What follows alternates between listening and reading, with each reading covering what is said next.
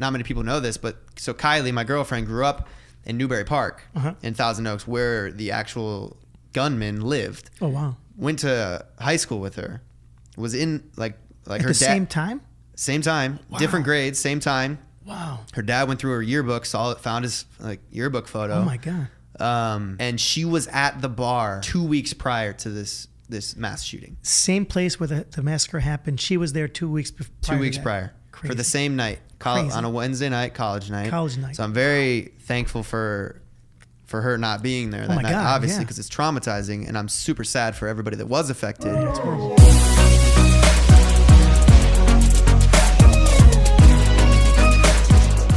Welcome into the podcast, episode 15 of Livin Large, where you can catch it every Wednesday morning exclusively on the app CastBox. Just go to the App Store and download it. I post it on there first at 6 a.m. PST, followed by a noon posting time on my YouTube channel. Today's guest is a very close friend of mine and my roommate, George. Greg Lindsay.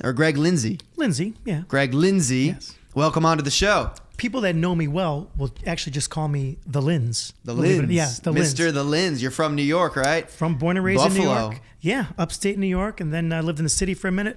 Then I moved to Chicago where I did comedy, believe it or not. Which it won't you're not that like funny. No, I know. Chicago and then to LA. So I just keep making my way from New York, Chicago, LA. Pretty soon I'll be in Honolulu, I think. Oh, wow. You just keep going west and then Japan. You never know where you're going to end up. Yes. So how I know Greg is... Him and George used to live in the same apartment complex when George first moved in his first apartment. Yep.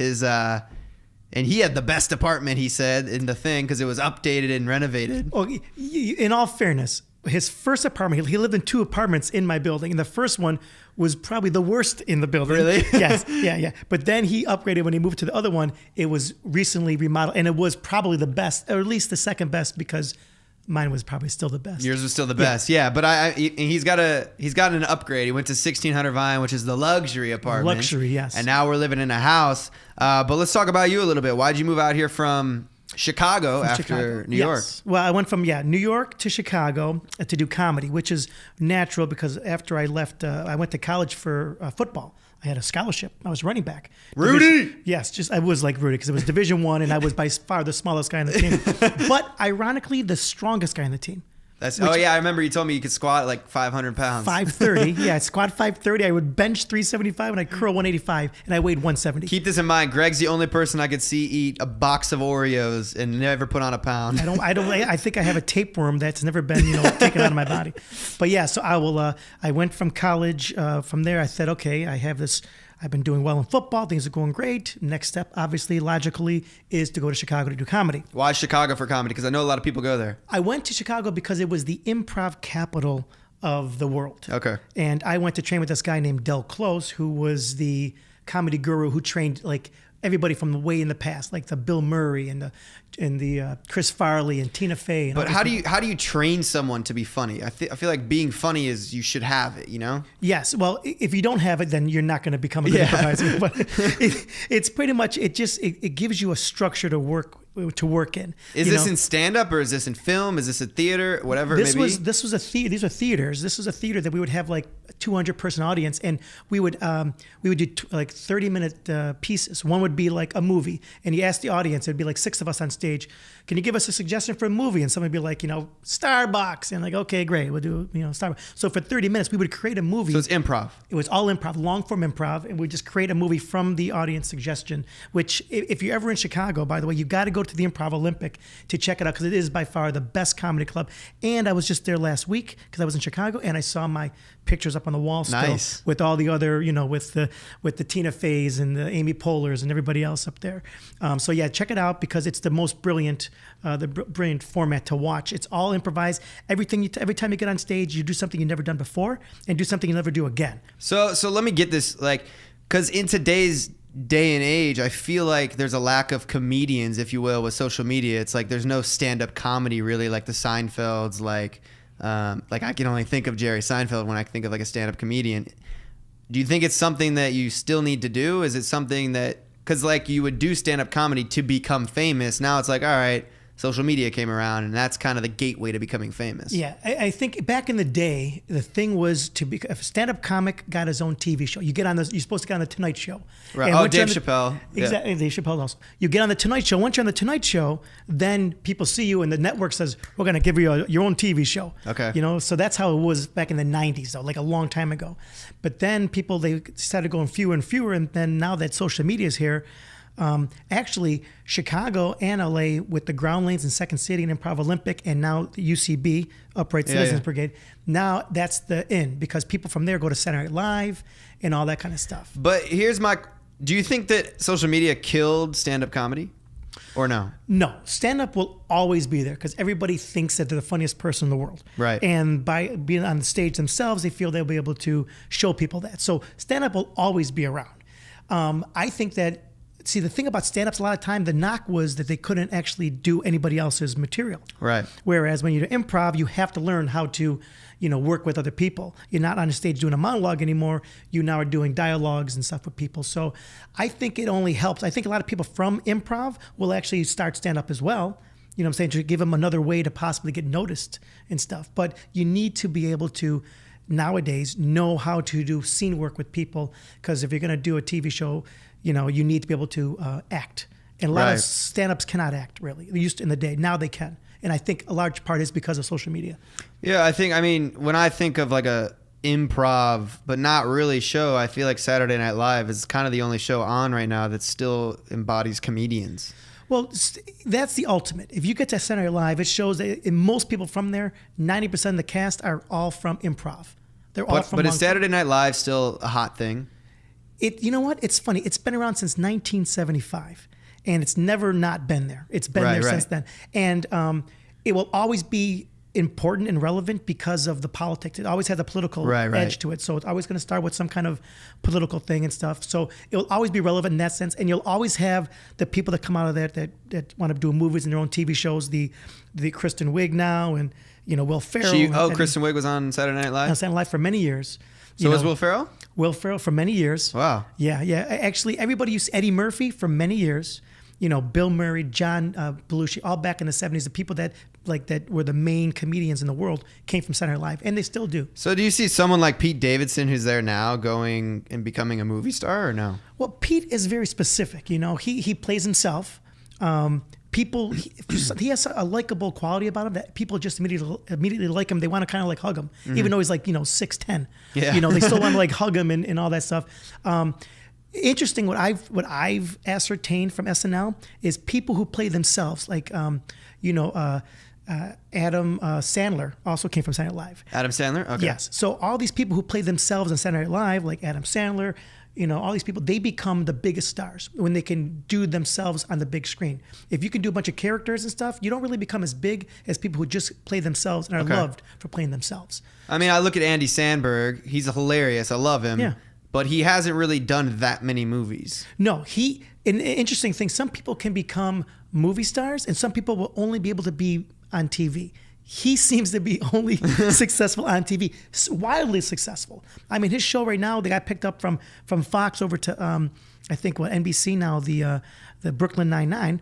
He's brilliant on it, and it's him playing himself. And that's why he will be successful probably after this show to another show on TV. So then what's the point of acting when these guys are being successful playing themselves? Because you look at like Adam Sandler, and even Jim Carrey, in most movies he plays like Ace Ventura, or Adam Sandler plays Happy Gilmore. Yes. It's like, is that themselves, or is that the brilliance of these people is that they have writers who write for them. They know their voice. So they're pretty much saying, here are words that you are going to speak anyway. We're going to put them on paper. So even though when I say playing yourself, you are playing yourself, but you have writers. Like Adam Sandler will have a script that's sent to him.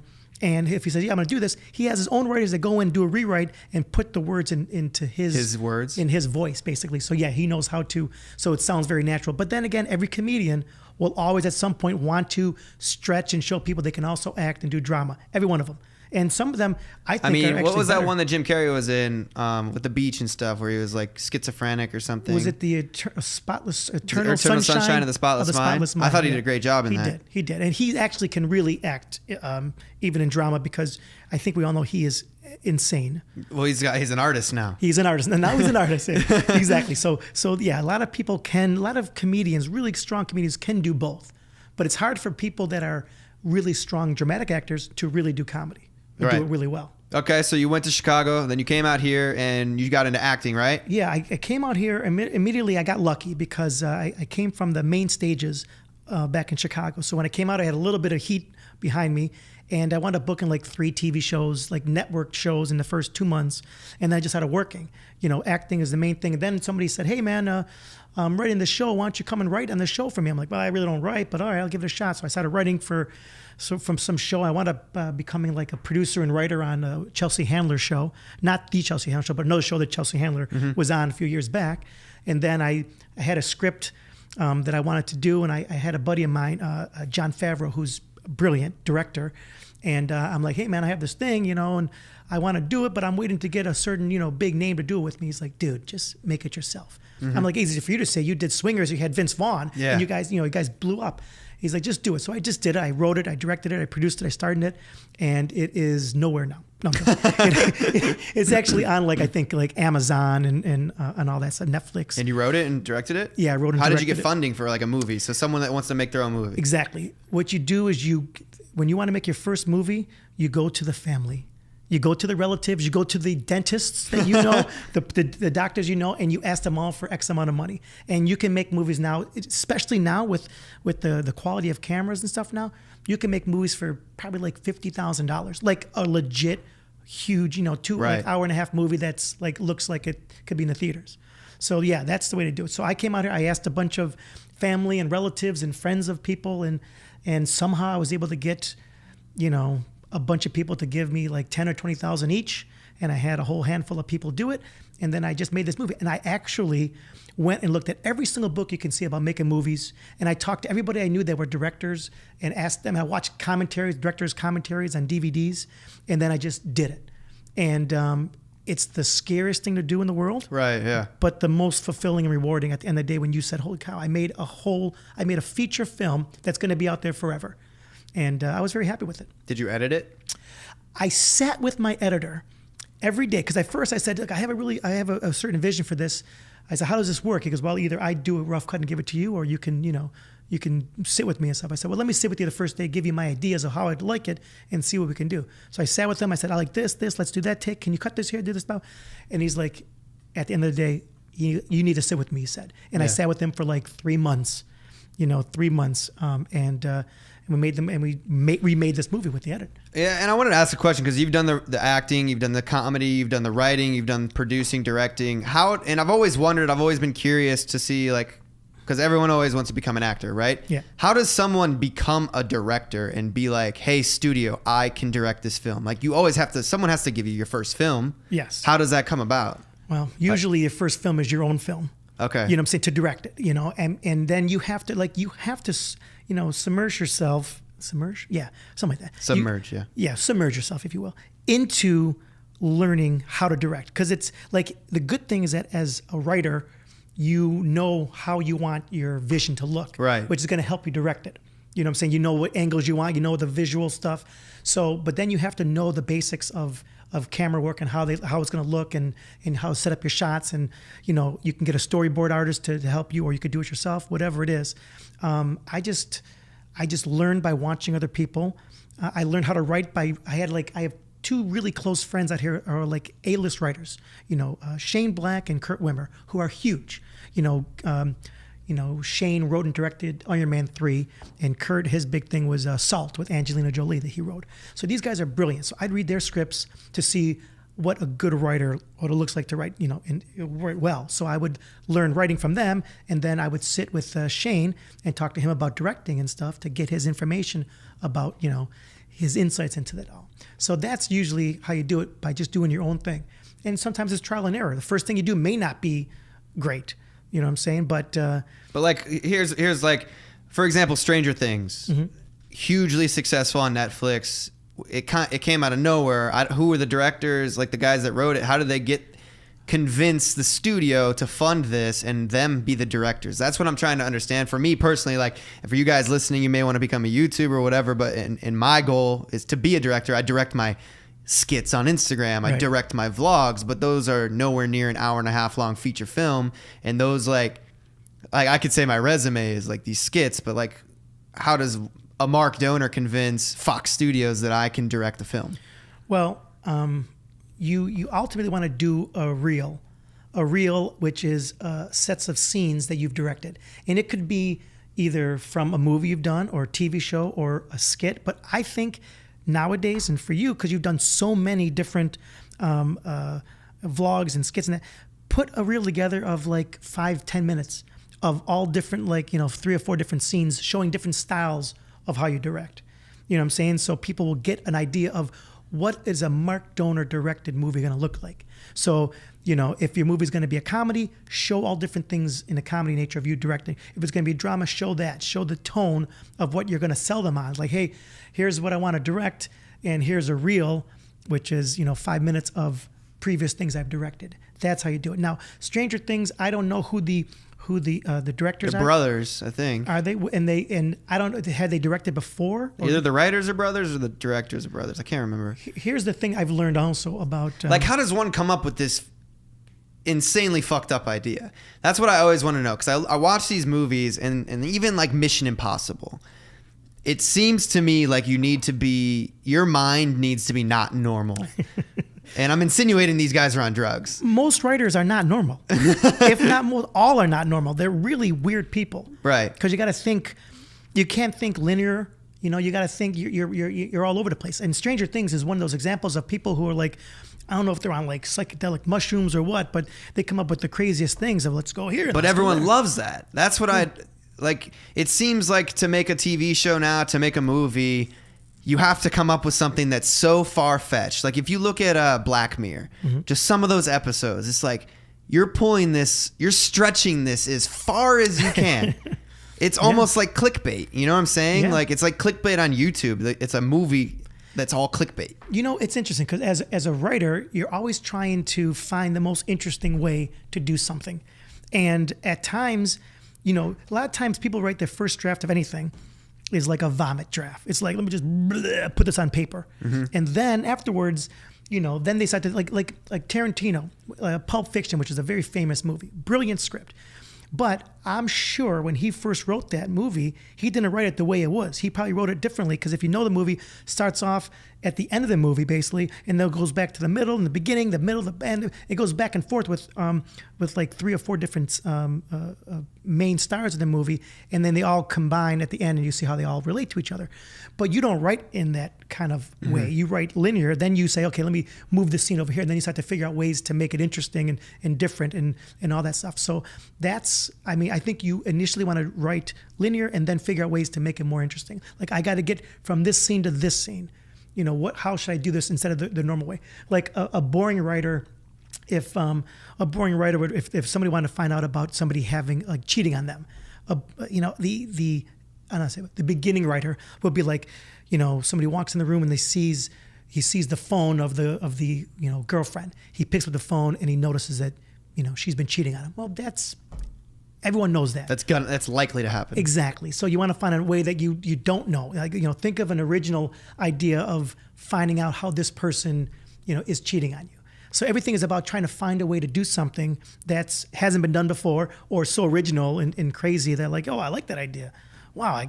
So you have to keep challenging yourself to make things unique. I feel like that's the hardest thing too for someone like me anyways, in coming up with skits, because I've made so many skits and so many other people have made so many skits. How do you come up with a new idea that doesn't do, like comedy sitcoms, and they're all the same, right? They have the same writing pattern. There's an A story, there's a B story, and then the A and the B story connect at the end.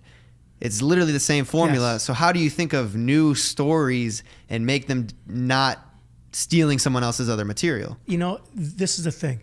You're going to steal. Yeah. Because the thing about writing is there are only X amount, I can't remember the name of this one book, but it talks about how there are only, say, like 8 stories you can possibly tell. That's it. It's just how you choose to do it differently. There's always going to be a boy meets girl, boy gets girl, boy loses girl, boy gets girl back. You know what I'm saying? There's always going to be that story ever. But now how you write it is what's going to make yours unique. Every story you can think of has been done before in another way. And when it comes to TV, there was a show back in the 50s and 60s called I Love Lucy, which was the pioneer. It was the first multi-camera sitcom. And that show, even to this day, I know people who have TV shows and they're writers, and when they start running out of ideas, they go back and watch I Love Lucy to figure out, okay, let's do an episode like she did with this and that, because everything's been done in that show. So that's like kind of the show they look at for examples of how to do it like that, but maybe a little different.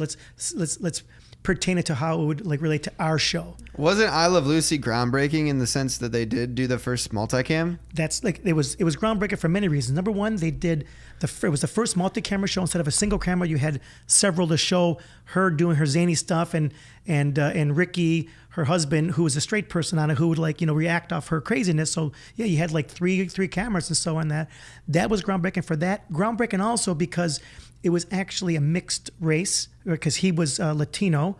You know what I'm saying? He was Cuban. So because he's Cuban and she was white, that's considered like, a mixed race thing, which was different at the time. And, they actually, because they were husband and wife, if they were in the bedroom, that was a big deal. Like, you're never allowed to show two people in bed. You had to have a thing where one person had to have their foot on the ground. If one was in bed, the other person would have to have a foot on the ground at least, so that it didn't look like they were in bed. Isn't that kind of crazy? How just for the ratings, you mean? Just to keep things like PG, exactly, or G, if you will. Yeah. Wow. Yeah, that's crazy. So they would actually push the boundaries on a lot of things. And she was a female lead, which back then I don't think there were no female leads, because the only show that came out around then that became, I think, the second multi-camera was The Honeymooners, which was two male leads. So every other show back then were all like male leads. Not until like the 70s, maybe the mid to late 60s. So probably 10 years after she started her show, was there a female lead on another show. Do you think there is a future for sitcoms?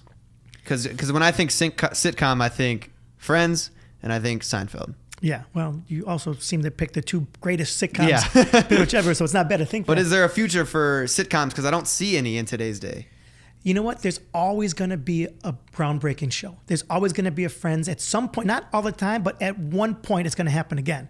But the trend right now, like I said, is the crazy, the weird, the drama-driven, like Stranger Things, drama. 13 Reasons Why, drama. Sure. You got this new Maniac show, drama. Like Ozark, like they're all just dark stories. Right, exactly. And people, that's the trend, but there's always trends that go up and down, up and down.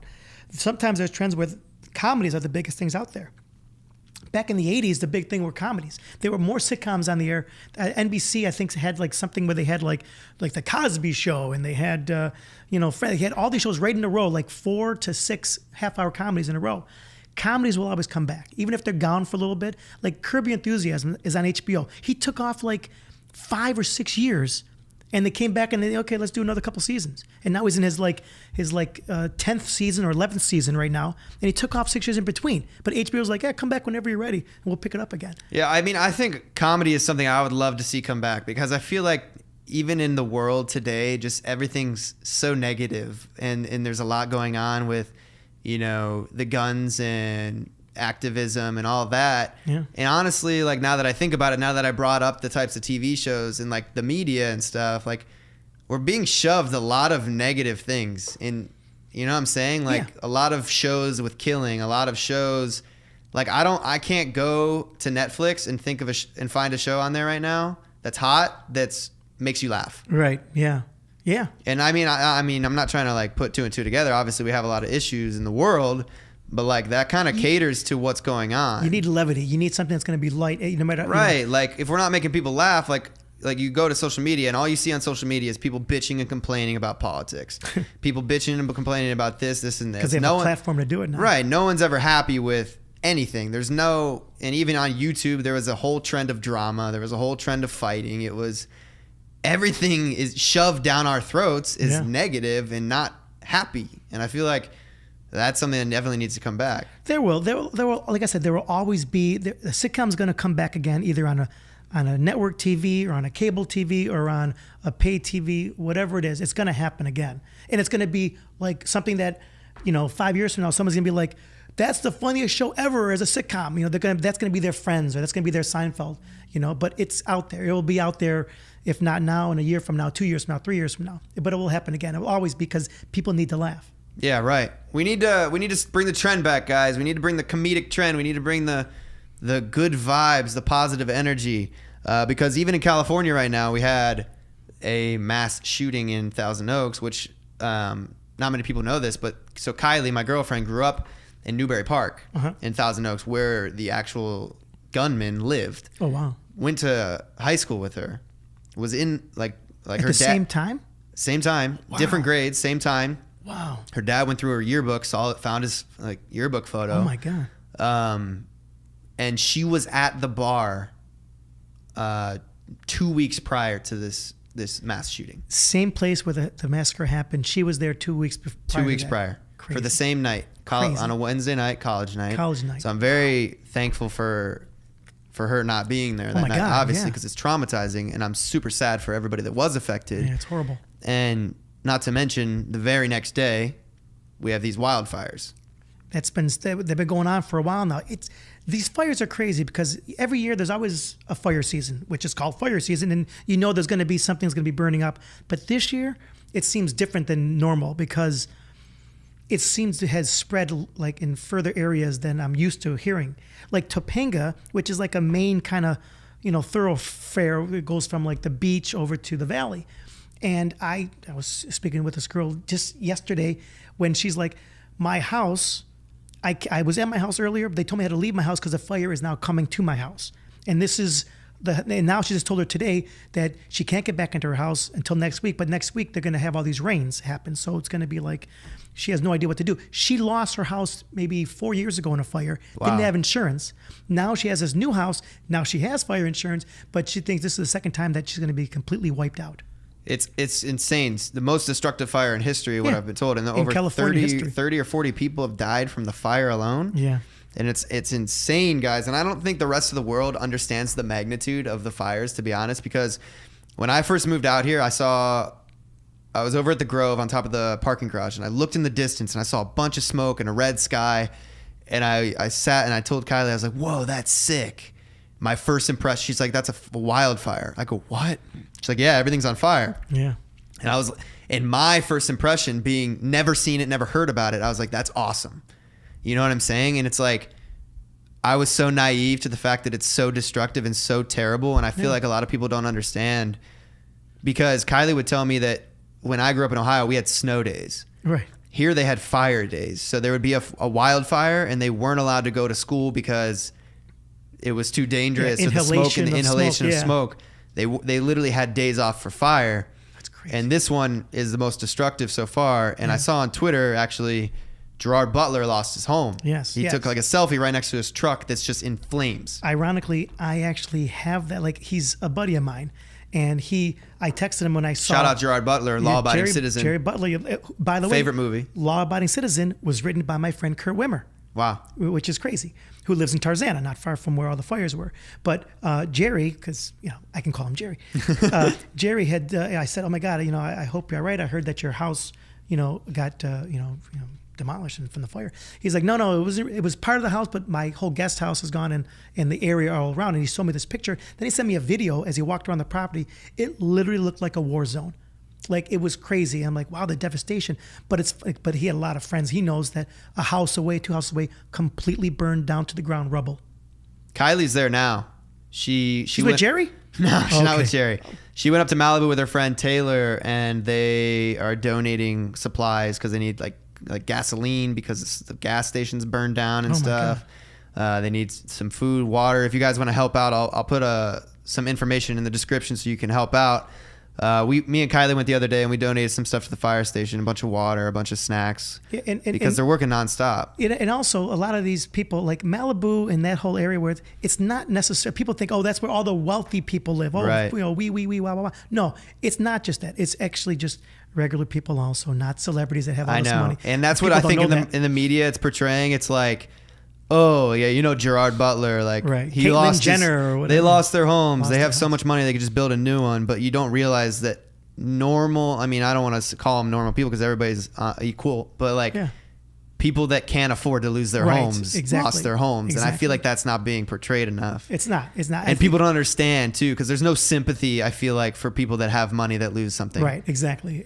But still, I mean, a loss is a loss. You know, Right. whether you have millions of dollars or you owe millions of dollars, Yeah. whatever it is. You know, I mean, it's devastating to think that you could lose everything. Your memories, you can have pictures, you can have, you know, I mean, then just the hassle, Artifacts, of, whatever. Yeah, the hassle of going through everything to like, I got to go get my license. Like, I got to do like, who am I? Like, you have no identification anymore, perhaps to prove who you are. There's a lot of stuff you have to go through when you lose everything like that. Right. How does that work though, by the way? Because what if you don't have insurance like your girl did? Like, yeah, I mean, you literally lose if you don't have fire insurance and your house is burned down by a fire. It's not like, oh, the insurance company's not going to be like, oh, we feel bad for you. Yeah. We'll give you like 50%. No, they're like, sorry.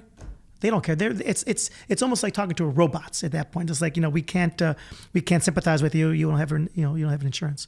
But I think anybody who lives in areas like that could potentially have Catch fire, yeah. You got to have fire insurance, no matter what. And I don't know the cost of these things. It's probably a lot, because I know that back in New York, it's expensive to have fire insurance in like a business that my family has. And it's like, wow, I can't believe it's that much money. It is. So I can only imagine out here, it's probably the same. If It's not more. devastating because I didn't even know that you needed fire insurance. You know, like you would. I think it's not covered under like homeowners insurance or renters insurance. I think you have to have extra stuff, just like there's earthquake insurance, and some people like. So I don't know exactly how it is, but I know So many that you have to have more. insurances. Exactly. Life. We have to insure our life. We have to insure Health. our car, our health, our Yeah. dentures, Everything. our fire. Everything you can think of to insure. There's somebody to say, hey, you need to buy this policy for this because it includes this, Which theft, fire. Literally 99 times out of 100, you don't even need it.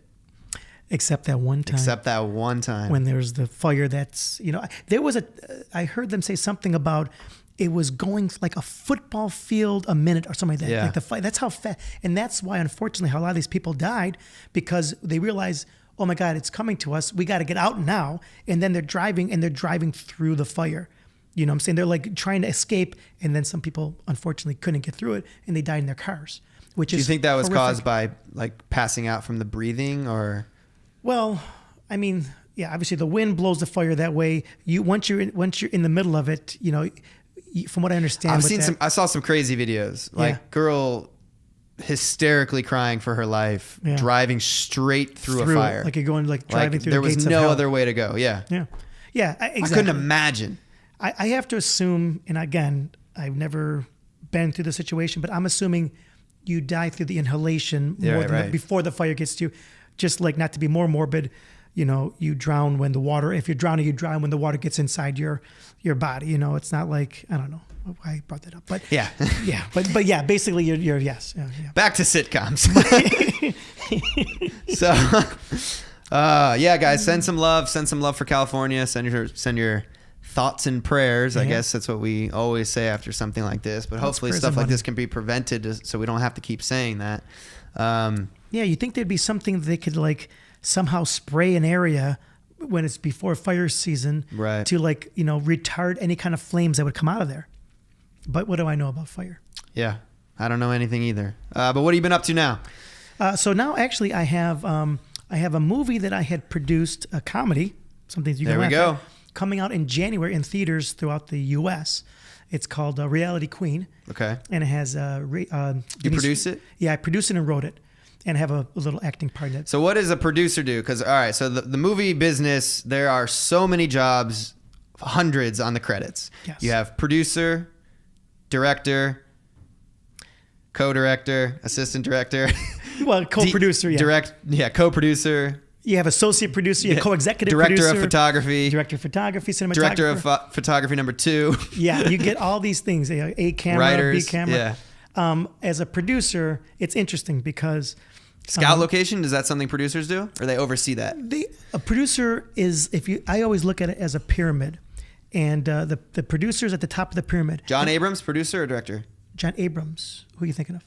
Star Wars guy. Okay, neither name was right. First or last name. Star Wars is Isn't John Abrams a writer? No, but the name was so off that you threw me off of thinking who this guy. George Lucas. George Lucas. Okay, so no, John Abrams is a name, bro. I know it. I'm sure it's a name, but I don't. J.J. Abrams. J.J. There we go. Okay. Thank you, Colin. Okay, so I'm sorry. Yeah, so he did direct. That's right, J.J. You threw me off with. Abrams. J.J. Abrams, I think, wrote and directed, or at least one of those two of one of the last Star Wars. As a producer, okay, back to the pyramid thing. Who's the most famous producer? Besides me, I would have to say, well, it's interesting because you have Spielberg. He's a director. Well, he's a director now, but then you have these people who are directors. When you get to a level, they're automatically a producer as well on it. You know what I'm saying? But there are some people who are just producers that, well, it used to be Harvey Weinstein used to be one of the biggest producers, but we won't talk about him. Oh, geez, there's so many of them, and so it's hard to actually. Say because Christopher Nolan, director. Christopher Nolan's a director. He directed the. Who's the guy that makes everything blow up? That's J.J. Abrams, right? No, that's the guy that drives a Ferrari all the time. He never wants to use special effects. Transformers guy, you mean? Who did Transformers? The director of Transformers? I just know there's a joke about watching some certain directors' films where it's always something blowing up. Oh, Michael Bay blows Michael everything up. Bay, Yeah, that's it. That's what I'm saying. He did Transformers. So Michael Bay does all that. But again, they're also producers as well as directors. But they're different than a hands-on producer. Because there's producers that will get the title of producer if they're directed. Like, oh, here's a producer title also to give you more money. And there's other people who well, I brought, here's the project and here's the actors. I brought money in. So I'm going to get a producer credit because I brought money to the project, but they don't have any creative say in the project. Right, yeah. I was a physical producer, day-to-day operations. So I'm on top of the pyramid there again, back in the pyramid, and everybody underneath me, and there's just think how big it is. There's 350 people underneath me. They all have to, everything has to go through me. So everything they say, oh, we need to know about the production design for this scene, and it has to be this is our ideas, and I have to say, okay, yes on that idea, no on that idea. Does the producer do the budget? Producer sits with the line producer. There's a line producer who does the budget, where they're able to ascertain from the script when they read the script of, okay, these are the settings, these are the locations I need, and these are the special effects or whatever I need to do. So they're able to figure out how much it's going to cost. And the typically, when a movie is shot, it typically goes over budget, right? It depends. I mean, a lot of times people will also add in the budget for it to go over knowing it's going to get. So sometimes we're right on budget, but they already have the extra $1 million they knew were going to go over budget. Yes and no. My first movie, which is called Joe Dick, PG-13 comedy. Joe Dick? Yeah, that's the one. Not Joe Dirt. Not Joe Dirt. Joe Dick. Joe Dick. Yes. You can find it on another website. I'm just kidding. You can find it on joedickmovie.com. But yeah, Joe Dick was... my budget, I did not go over budget, number one. I finished every day on time filming. And I was a first time So no director. overtime? No overtime. I finished on time. I fed everybody well. Everybody got paid on time. It ran like a smooth machine. Reality Queen, we every day we didn't go over schedule, but we did go overtime, maybe half the days. But that's because the director wanted more shots. Mm-hmm. But over budget, we went over budget a little bit also, but that, ironically. Who covers the over budget? The executive producer or the money person the executive producer in a movie is the money person. So say you have $1 million budget and you've hit the budget, but you're not done with the movie. Who do you go to and say, hey, we need more money? You go back either to the guy that put the money in the first place and say, can we please have more money? Or you make a deal if he says, no, I'm not giving you any more money, to go to somebody else to put that money in. And then they have to make a deal with the other executive producer to take less money on the splits, return. Yeah. You know what I'm saying? So, but if it's a studio, at that point, then the studio pays for it. But most people don't make studio films anymore unless they're in the $100 million plus range, because they don't make smaller $20 million, $10 million movies. Reality Queen's a $5 million movie, and that's a big budget. There was one investor. A lot of these Netflix movies are like $1 to $2 million. Well, there's also the genius I always look at is Jason Blum, who does all the horror movies and all that stuff that, every Paranormal Activity, anything like that he's done. Boy Next Door, even thrillers. And Isn't Paranormal Activity the most grossing in profits? Either that one or... Napoleon Dynamite? No, it's either Paranormal Activity or I think Blair Witch Project was the one that beat Paranormal Activity. Unless, I mean, that was the first one. I just remember Napoleon Dynamite had like a $400,000 budget and they made like 50 million. Yeah, exactly. Something, and I think like Paranormal was like $1 million and they made like 100 million, 200 million, whatever it is. Yeah, those are anomalies that happen. But that's the jackpot. That's what this guy Jason Blum does. He has a formula where his movies have to be like $5 million. So it's like, here we go. We have a script. It's perfect. It's the script is great. It's $8 million movie. He's like, great, $8 million, great. Cut down $3 million, I'll make the movie. And that's what people do. He doesn't want the money. Why? No, he knows that he has a formula that works. So okay. He's like, I will make this movie for $5 million because I know that when I put my P&A money in for advertising, I know that I'm going to open up. He'll do a $5 million movie and put $10 million into the advertising. And now it's $15 million. Opening weekend they make 30. Wow. And then they go on to make $100 million. So it's like printing money. Wow. Okay. So since you hanging out with me and George and the whole social media gang, where do you see the future of the music or the movie business, the TV business?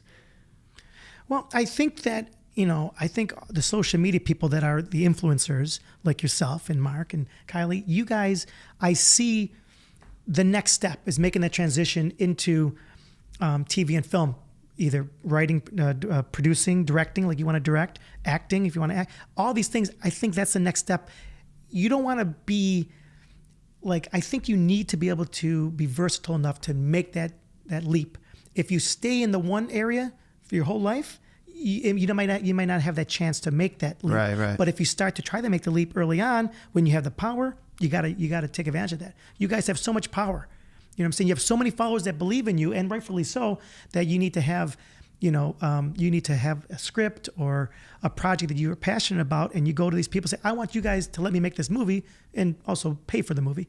And I'm going to direct it. I'm going to write and direct it. I'm going to act in it. Right. But here's my question it's like, okay, I could post a YouTube video, get anywhere from 100,000 to 1 million views. Yeah. Why not just post a movie on my YouTube? You know what I'm saying?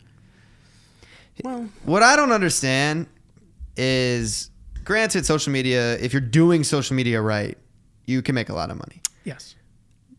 But if you have 1 million followers on Instagram, it's hard to make a living with just doing Instagram. You know what I'm saying? Like, yeah. I don't think I could survive if I just did Instagram, because I have YouTube, I have podcasts, I have Facebook, I have Instagram, I have music, I have all these avenues that, they all pay me a certain amount of money. Yeah, that's the brilliance, by the way, of you guys. You guys are, that's the difference when people like, oh, I'm a Instagram model. Okay, that's great, and you're making a lot of money, but I don't necessarily see the future for them unless they were able to segue into something. You guys have so many talents. You know what I'm saying? But here's what I'm saying. I think we should get paid more. Well, I've said this on the podcast. If it was up to me, I'd give you more money. But yeah. But why don't advertisers pay more to people like us? Okay. When they pay so much to be in a movie, they pay so much to be on a commercial for Super Bowl. I'll tell you what I think I've heard in the past. When you move away from that medium, okay, to another one, they haven't seen the numbers yet to justify. Here's the guy who has 5 million followers on Instagram. Mm-hmm. Let's put him in a movie, a TV show, a commercial. The numbers that come back from that, the analytics all don't seem to justify that his people followed him or her people followed them to this new. But I'm saying, how can you even gauge, for example, having a Coca-Cola in a movie, or the Marlboro was a big thing all the time, like cigarettes. In every scene, people were smoking cigarettes back in the day. How can you justify, because there's no analytical measurement that he bought this because he watched that movie. So how can you say the same thing that, say I'm drinking a Mountain Dew every single day, that I'm not selling Mountain Dews? Yeah, there's no measurement. It's a good point. I guess the measurement, because I remember there was somebody that was on a TV show, social media person. It was his first role, I think I remember, and I think they look at what they normally get in the Nielsen ratings of. We have all these boxes in people's places. Back in the day, they would do this thing Nielsen, yeah, and they would be able to ascertain how many people are watching what show at what time. So I guess they look at our normal numbers are 12 million Americans are watching the show. We're going to put this person on who has a 10 million person following. So now we're going to see how many from the average 12 million. And if it's like, well, this episode you had 13 million people instead of 12. I don't know, was that worth it? I don't know. Maybe not. If they got maybe 18 million instead of 12, they'd be like, yes, it's worth it. So I think that they just didn't see the numbers at first when people started to make that transition. And, but what I'm trying to say is like, how many viewers are on an episode of like Game of Thrones, most popular TV show? Well, interesting is that because it's on HBO, they don't necessarily make the numbers on the first day you watch it, right? Because people can watch it throughout the whole week, and they can actually watch it at any point at some time, But so their numbers, I don't exactly know how they do it, but somehow it just works for them to put more money in that show than any other show in the history of television. Each episode. It's interesting because if you go to Netflix, you just see the titles of the movies, you see the thumbnails, and you go to YouTube, you see the titles, you see the thumbnails, but they show you the views on YouTube. Why do you think Netflix doesn't show you the amount of views? Netflix is very secretive for some reason. They don't want to let anybody know their analytics of how they justify stuff. I had a buddy of mine who wrote a movie for Netflix. It was a huge movie. His name's Max Landis. He's a really funny guy, very talented writer. Ironically, son of John Landis, who was a huge comedy director. John Abrams. Exactly. Keep thinking of John Abrams. A huge comedy director. He did like the Blues Brothers movie. He actually directed the Thriller video with Michael Jackson, his father. But he was known for all these huge movies back in the 80s. So his son, he did a movie, and it didn't get great critical praise. In fact, it got horrible reviews. Okay, it was with Will Smith. Bright? Yes, it was Bright, and it didn't get great. That was like $100 million budget, I think. Something like that. They had some. That was like the first high budget Netflix original. And yes, and he was getting like how they were doing it. They were paying all the principals, the director and the writer and the star, X amount of money, and then they were done. They weren't getting any residuals, so they're paying them upfront. Potential residuals you would have gotten if this was a release in a theater. And everybody's, oh my God, that's horrible. It's horrible. It's not going to make it. And Netflix loved it so much they already okayed a sequel to it. So whatever numbers they see, whatever, it works for them.